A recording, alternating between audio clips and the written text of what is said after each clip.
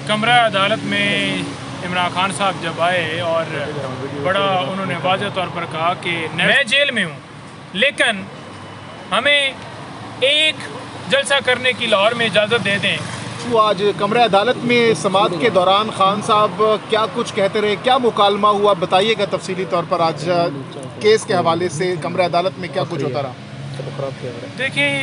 कमरा अदालत में इमरान खान साहब जब आए और बड़ा उन्होंने वाज़ेह तौर पर कहा कि नेल्सन मंडेला की जो है वो आपको मुबारक हो, क्योंकि ये इसी तरह से आते हैं मुल्क में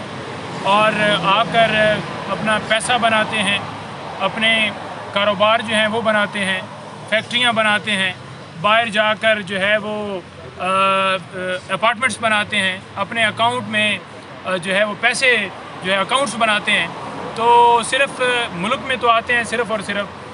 सैर करने के लिए, सिर्फ़ और सिर्फ बादशाहत करने के लिए, और आवाम का खून चूस कर फिर ये बाहर चले जाते हैं और फिर सहूलतकारी दी जाती है और लाडला बनाकर फिर इन्हें अवाम के ऊपर ज़बरदस्ती नाफज किया जाता है। इमरान खान साहब ने वाज़ेह कहा कि देखें, मैं जेल में हूँ, लेकिन हमें एक जलसा करने की लाहौर में इजाज़त दे दें। मैं इधर हूँगा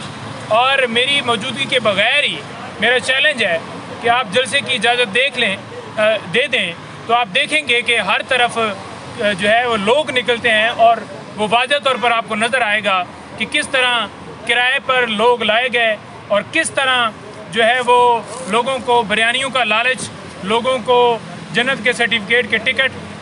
का लालच और मुख्तलिफ बयानियाँ बनाकर, क्योंकि इनके पास बयानियाँ तो है नहीं, तो बयानियाँ जब हो नहीं, आपने देखा उनकी तकरीर के अंदर तो कोई ऐसी चीज़ नहीं थी कि जो कौम के लिए वो रोड मैप दें कि मुल्क को कैसे आगे हमने लेकर जाना है। देखिए, फ़र्द जुर्म के हवाले से आपने सवाल किया। बात यह है कि एक तरफ इमरान खान की ज़मानत के ऊपर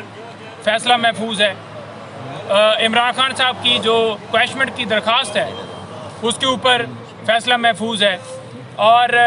इमरान खान साहब के हवाले से हमने दिया हो कि ये ट्रायल जो है रोका जाए, उसके ऊपर फ़ैसला महफूज है। एक तरफ फ़ैसले महफूज हैं, दूसरी तरफ तोशाखाना की तरह साइफ़र केस भी उस स्पीड से चलाया जा रहा है कि चालान जमा हो गया, कॉपियाँ तकसीम हो गई, फ़र्द जुर्म भी आज ज़बरदस्ती लगा दिया। देखें, क्रिमिनल प्रोसीजर कोड जो है वो बाकायदा तौर पर एक लॉ है और तमाम लवाजमात आपने पूरे करने हैं तब ट्रायल आगे बढ़ सकता है, लेकिन ना इमरान खान साहब को कोई कॉपियाँ दी गई, ना इमरान खान साहब को कोई रिकॉर्ड फराहम किया गया, कोई स्टेटमेंट के हवाले से, कोई दीगर डॉक्यूमेंट जैसे कि साइफ़र के हवाले से केस बनाया गया कि साइफ़र वाला कोई डॉक्यूमेंट, या उसके अलावा जो डॉक्यूमेंट है, जो मिनट्स ऑफ मीटिंग है, उसके हवाले से कोई कॉपी, कोई चीज़ फराहम नहीं की गई, और फ़र्द जुर्म जो है वो ज़बरदस्ती जो है वो जो है धौंस दिया गया। इमरान खान साहब ने वाज़ेह नोट लिखा है कि मैं किसी तरह से इस चीज़ को एक्सेप्ट नहीं कर रहा, क्योंकि जब रिकॉर्ड ही नहीं होगा, जब मौका ही नहीं दिया जाएगा, तो फिर कैसे इस केस को आप कहेंगे कि ये इसके अंदर सारी लीगल जो जस्टिफिकेशन है वो पूरी की गई है। तो ये ट्रायल जो है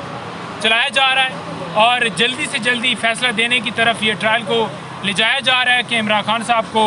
जो है जल्दी सज़ा सुनाई जाए। दूसरी तरफ जो ज़मानतें हैं हमारी और जो दीगर मामलात हैं वो स्टिल फ़ैसले महफूज हैं, उनके ऊपर कोई पेशरफ्त नहीं है। ये मुल्क के अंदर दोहरा कानून है। एक तरफ बाकायदा तौर पर सहूलतकारी है कि बायोमेट्रिक वाला अमला जो है वो वहाँ पर एयरपोर्ट के ऊपर चला जाता है और वहाँ पर जाकर जो एक इश्तिहारी था, मुजरिम था, सज़ा याफ्ता था, उसको जाकर बायोमेट्रिक के लिए सहूलतकारी दी जाती है, और दूसरी तरफ इमरान खान साहब को मजबूर किया जाता है कि आप व्हील चेयर के ऊपर भी आएँ, और फिर आकर जब वो इधर आए और उन्हें 9 मई को